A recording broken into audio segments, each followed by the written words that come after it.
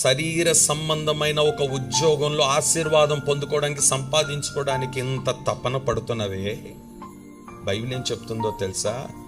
నీవు ఎంత విత్తినను పండింది అంటే, ఎంత ఉద్యోగ విషయంలో టైం స్పెండ్ చేసి, కరెక్ట్ టైం మెయింటైన్ చేసి, మానక ఉద్యోగంకి వెళ్ళినా పండింది ఎంత? దేనికి? నువ్వు ఉద్యోగానికి కరెక్ట్గానే వెళ్ళినావు, టైంకే వెళ్ళినావు, ఉద్యోగంలో కరెక్ట్ టైంలోనే పాలు పొందుతున్నావు. మరి దేవుని మందిరానికి వచ్చేటప్పుడు నువ్వు ఎంత విత్తినావు అంత కోసుకుంటున్నావా? ఎందుకు కోసుకుంటలేవు? గల కారణం ఏంటో తెలుసా? లోక సంబంధమైన ఉద్యోగానికి నువ్వు వాల్యూ ఇస్తున్నావు, విలువిస్తున్నావు, సమయం ఇస్తున్నావు, టైం పాలు పొందుతున్నావు.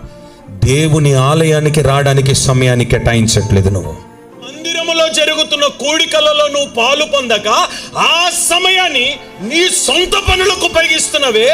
నువ్వెంత విత్తినను పండిందంత. నువ్వు ఎంతైనా కష్టపడు. నేను ఒక్క మాట చెప్తున్నా, వినండి జాగ్రత్తగా. ఈరోజు సూటిగా పరిశుద్ధాత్ముడు నీతోనే మాట్లాడుతున్నాడు. కష్టపడుతున్నావు, సంపాదిస్తున్నావు, నెలకి జీతం అందుకుంటున్నావు, నెలకు జీతం అందుకుంటున్నావు, కరెక్ట్గా జీతం అందుకున్నావు. ఏదో ఒక నష్టం నీ ఇంట్లో, ఏదో ఒక సమస్య నీ ఇంట్లో, ఏదో ఒక రోగం నీ ఇంట్లో, ఏదో ఒక వ్యర్థమైన ఖర్చు నీ ఇంట్లో రాగానే నువ్వు విత్తినది చక్కగా విత్తినావు. ఎంత కోసుకున్నావు?